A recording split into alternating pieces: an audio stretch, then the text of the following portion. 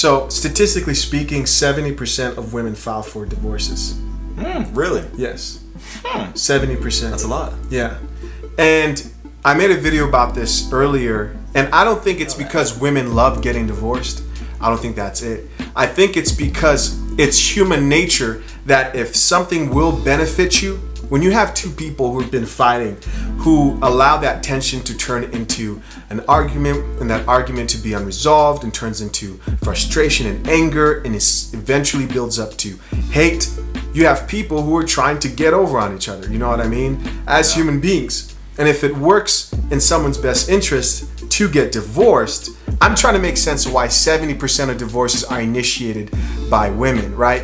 And if it makes sense to divorce, hey, I know how to really settle this. I'll get a divorce. I'll take you for everything you have and I'll teach you a lesson. Be done. You know what I mean? Yeah. And they'll come up on top at that situation.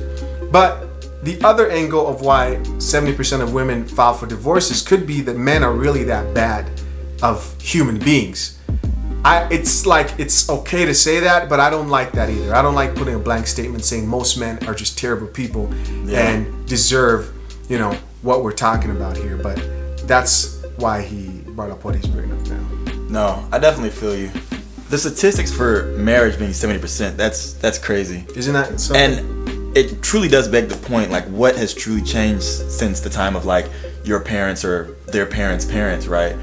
And I do think that a big part of divorce does have to do with communication being one of the biggest things, honestly. Communication, and some people say finances is one of the biggest reasons why people actually get divorces as well. Okay. In correlation with statistics, finances. So let's say this.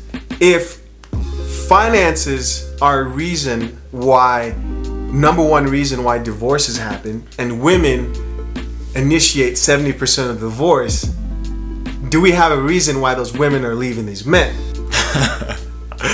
That's an umbrella reason across women across the board. 'Cause it's definitely going to be. But it's a lot of number different one, reasons. right? But from what I've been told, fact check me if you want. Fact check me if you need I've heard to. that too. It's number one. It's pretty well known that finances are number one.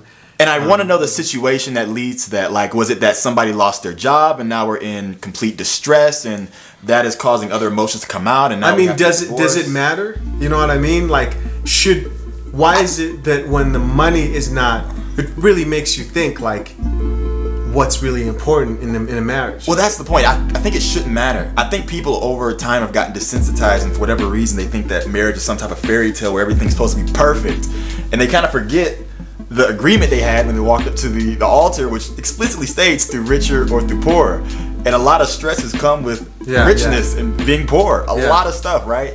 It's almost like the richness and poor. Right. And then as soon as the poor comes out, they're signing those papers. Exactly. It's like, I think everything, and I don't know if anybody's religious at all, but spiritually, like, I think God will bless you in the good times, but He also wants to see, do you still trust me during the bad? Okay. Right? Like, everybody can be good. Like, it takes nothing to be happy when everything is prosperous.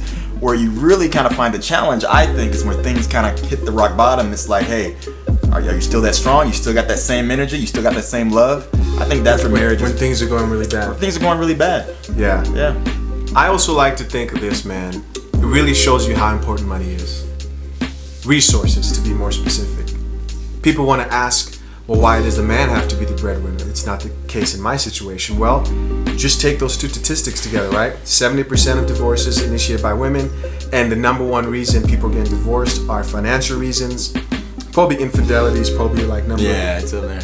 right after that. So in my head, I'm saying that's another reason to stay on your bag. Aside from being a good partner, aside from being honest, virtuous, make sure you're making money, because apparently all that other stuff doesn't matter when there's no money in the bank account. You feel me?